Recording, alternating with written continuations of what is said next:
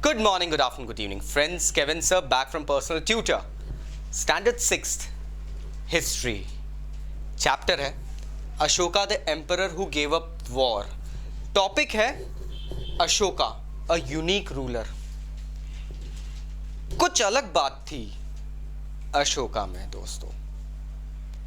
He was perhaps called unique because of his single act जो आज तक history में, इतिहास में किसी भी किंग ने नहीं करा होगा. Let us talk about him. सबसे पहले तो अशोका की एक इंटरेस्टिंग बात बता दूं. अशोका की कुछ बातें उसको खास विशेष बनाती थी. पहली, उनकी एक स्टाइल.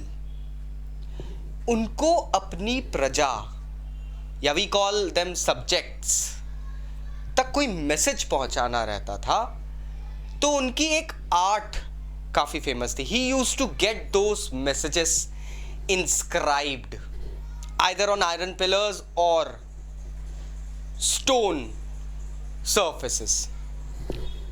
मतलब अगर सम्राट अशोक को अपनी प्रजा तक, जो कि अफगानिस्तान से लेके नीचे पेनिनसुलर इंडिया तक उनका पूरा राज्य फैला था, उस प्रजा तक अगर कोई बात फैलानी है या बतानी है या मैसेज पहुंचाना है तो वो लोहे के पिलर्स पे अपने मैसेज इंस्क्राइब करवाते थे, गुदवाते थे, मतलब जिसे लोग गाड़ के लिख देते थे और इन पिलर्स को अलग अलग जगह स्थापित किया जाता था.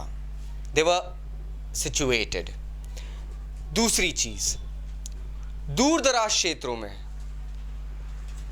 पत्थरों की शिलाओं पर, we call them large masses of stone, इन मैसेजेस को इंस्टिल कर दिया जाता था, गोद दिया जाता था, इंस्क्राइब कर दिया जाता था एंड उन मैसेजेस को लोगों के पढ़ने के लिए रख दिया जाता था कि जो भी लोग आएंगे उन मैसेजेस को पढ़ेंगे, वो उन मैसेजेस को आगे फॉलो करेंगे एंड उनके ऑर्डर्स उनको मिलेंगे. Now what happened was that Ashoka के जो इंस्क्रिप्शंस होते थे फ्रेंड्स, वो इंस्क्रिप्शंस यूजुअली प्राकृत भाषा में होते थे और इनकी स्क्रिप्ट होती थी ब्राह्मी. अब प्राकृत भाषा जो थी दोस्तों, ये उस वक्त की लोकल लैंग्वेज हुआ करती थी. तो आप ये देखिए, अगर एक राजा लोकल लैंग्वेज में लोगों तक मैसेज पहुंचाएगा तो उस मैसेज की प्रॉक्सिमिटी और लॉन्गिटिविटी बढ़ जाती है. अशोका कॉमन मैन की लैंग्वेज में मैसेज पहुंचाते थे. ही वॉज नॉट लाइक कि रूलर की जो लैंग्वेज है उसमें हम मैसेज लिखेंगे. No, he used Prakrit and the script used for Prakrit language was Brahmi.